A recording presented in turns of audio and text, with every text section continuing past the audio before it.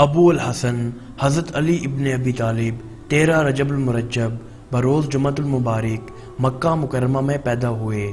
آپ پیغمبر خدا حضرت محمد صلی اللہ علیہ وآلہ وسلم کے چچا زاد بھائی اور داماد تھے۔ حضرت عثمان غنی کی وفات کے بعد آپ 656 سے 661 تک مسلمانوں کے چوتھے خلیفہ رہے۔ حضرت علی کرم اللہ وجہہ حضرت ابو طالب بن عبد المطلب اور فاطمہ بنت اسد بن ہاشم کے بیٹے اور نجیب الطارفین ہاشمی ہیں۔ حضرت علی کرم اللہ وجہہ کی پیدائش کے متعلق روایت ہے کہ آپ کی والدہ ماجدہ حضرت فاطمہ بنت اسد بن ہاشم خانہ کعبہ کا طواف کر رہی تھیں کہ درد زاہ شروع ہو گیا۔ اس وقت کعبے کی دیوار شق ہوئی جو کسی اور کو نظر نہ آئی۔ آپ کی والدہ خانہ کعبہ میں داخل ہو گئیں اور وہیں حضرت علی کرم اللہ وجہہ کی ولادت ہوئی۔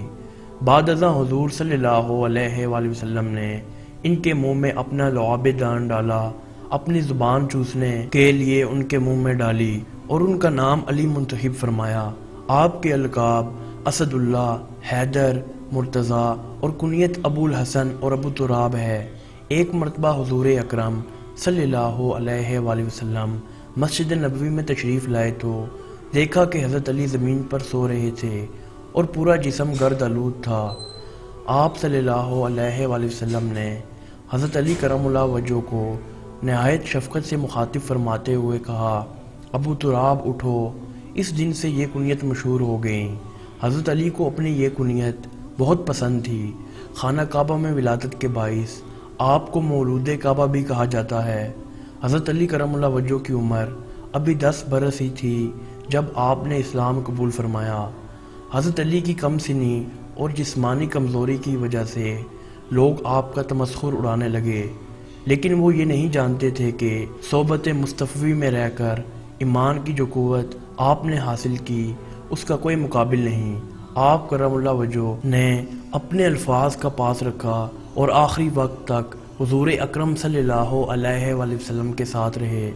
دشمنان اسلام کے خلاف ہونے والے غزوات میں آپ کرم اللہ وجہہ نے نہایت دلیری سے حضور اکرم صلی اللہ علیہ وآلہ وسلم کا ساتھ دیا۔ جب بھی دشمنان اسلام نے سر اٹھانے کی کوشش کی، آپ کرم اللہ وجہہ نے حضور اکرم صلی اللہ علیہ وآلہ وسلم کے ساتھ شانہ بشانہ مل کر ان کا خاتمہ کیا۔ حضور اکرم صلی اللہ علیہ وآلہ وسلم کی سب سے چھوٹی اور لاڈلی بیٹی خاتون جنت حضرت فاطمہ الزہرا جب سن بلاغت کو پہنچی تو قریش کے اعلیٰ خاندانوں سے رشتہ طلب کیا گیا، لیکن حضور اکرم صلی اللہ علیہ وآلہ وسلم نے سکوت فرمایا۔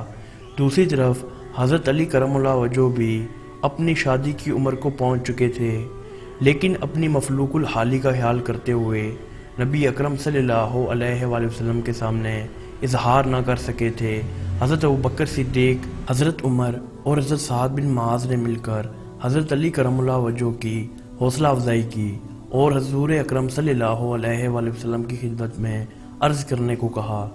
سیدنا علی المرتضیٰ حضور اکرم صلی اللہ علیہ وآلہ وسلم کی خدمت میں حاضر ہوئے اور اپنی درخواست پیش کی۔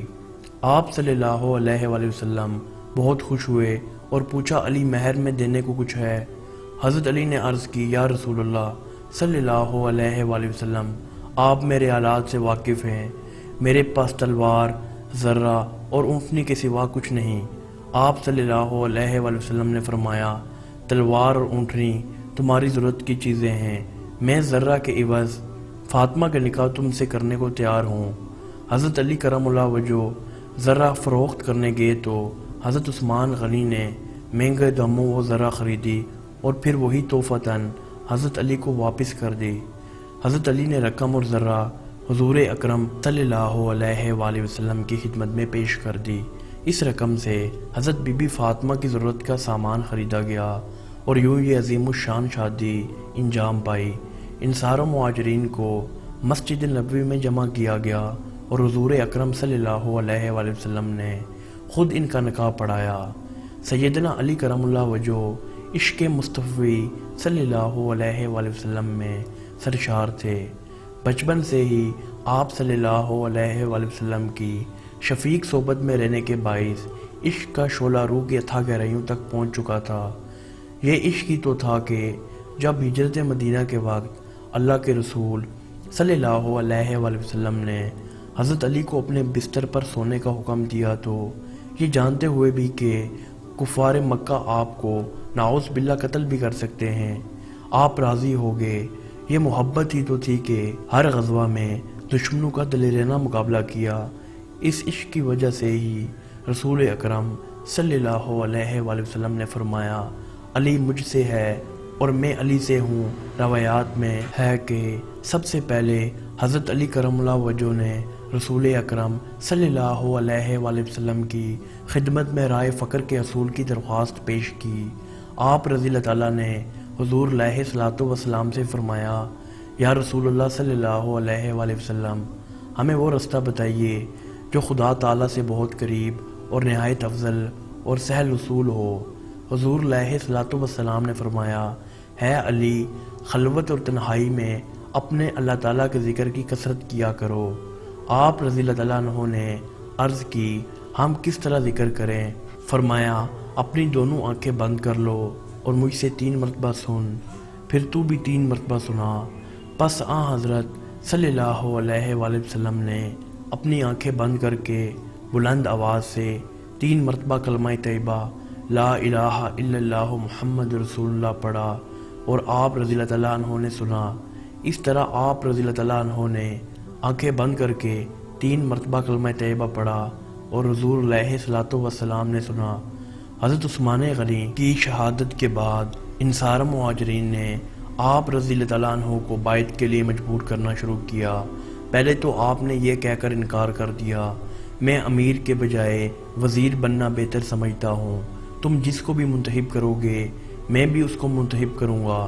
لیکن جب یہ دباؤ بے تحاشا بڑھ گیا تو حضرت علی کرم اللہ وجہ کو منصب خلافت قبول کرنا ہی پڑا، اور پھر جمعۃ المبارک 28 ذو الحجہ 35 ہجری کے مبارک دن آپ نے مسلمانوں کے چوتھے خلیفہ کے طور پر بیعت لی۔ آپ نے اپنے دور خلافت میں امن و امان اور عدل و انصاف کا خاص خیال رکھا، اور جہاں کہیں دشمنان دین، خوارجی اور باغیوں نے سر اٹھانے کی کوشش کی، آپ نے نہایت دلیری سے ان کا مقابلہ کیا اور ان کو شکست دی۔ آپ نہایت بہادر تھے۔ آپ مد مقابل کے رتبہ، بہادری اور حالات کی سنگینی پر نظر ڈالے بغیر حق اور اسلام کی فتح اور دشمنان اسلام کے سر کچلنے کے لیے ہمیشہ تیار رہتے تھے۔ آپ کے وصف شجاعت کی وجہ سے ہی آپ صلی اللہ علیہ وآلہ وسلم نے انہیں حیدر کرار کے لقب سے نوازا اور آپ کی شمشیر کو ذوالفقار کا خطاب دیا۔ بے پاں شجاعت کے ساتھ ساتھ علم و ادب میں بھی پورے عرب میں آپ کا کوئی ثانی نہ تھا۔ یہی وجہ ہے کہ آپ صلی اللہ علیہ وآلہ وسلم نے حضرت علی کے لیے فرمایا، میں علم کا شہر ہوں اور علی اس کا دروازہ ہے۔ حافظ قرآن ہونے کے ساتھ ساتھ قرآن کے معنی اور مطالب پر بھی عبور حاصل تھا۔ پیچیدہ سے پیچیدہ مسائل کو بھی قرآن و سنت کی روشنی میں حل کر لیتے تھے۔ آپ کرم اللہ وجہ کا شمار ان لوگوں میں ہوتا ہے جنہوں نے دنیا میں رہتے ہوئے بھی دنیا میں دل نہ لگایا، اور نہ ہی ان لوگوں کو پسند کیا جو دل میں دنیا کی محبت رکھتے تھے۔ شب بیداری اور عبادات و ریاضات آپ کی زندگی کا اہم مقصد تھا۔ اس کے علاوہ مہمان نوازی، عفو و درگزر، سخاوت، ایمانت و دیانت، رحم اور شفقت آپ کی شخصیت کا خاصہ تھے۔ نہروان کی جنگ کے بعد بچ جانے والے کچھ خوارجیوں نے امیر المومنین حضرت علی کرم اللہ وجہ کے قتل کا منصوبہ بنایا۔ انہوں نے ایک آدمی ابن ملجم کو اس کام پر آمادہ کیا۔ ابن ملجم کوفہ گیا اور شبیب اور وردان نامی 2 آدمیوں کو اپنی چکنی چپڑی باتوں میں الجھا کر حضرت علی کرم اللہ وجہ کے قتل پر آمادہ کیا۔ جمعہ 17 رمضان المبارک کو یہ دونوں مسجد میں چھپ کر بیٹھ گئے۔ فجر کے وقت جب حضرت علی مسجد میں داخل ہوئے تو شبیب نے پہلا وار کیا، جو کہ چوک گیا۔ اگلے ہی لمحے مردود ابن ملجم نے بڑھ کر پیشانی پر وار کیا۔ وردان اس دوران بھاگ کھڑا ہوا۔ شبیب بھی فرار ہونے میں کامیاب ہوا، جبکہ ابن ملجم گرفتار ہو گیا۔ حضرت علی کرم اللہ وجہ کو گھر لایا گیا۔ 21 رمضان المبارک بمطابق 40 ہجری کو کلمہ طیبہ کا ورد کرتے ہوئے آپ نے جان اپنے خالق حقیقی کے سپرد کی۔ آپ کا مزار مبارک نجف اشرف عراق میں ہے۔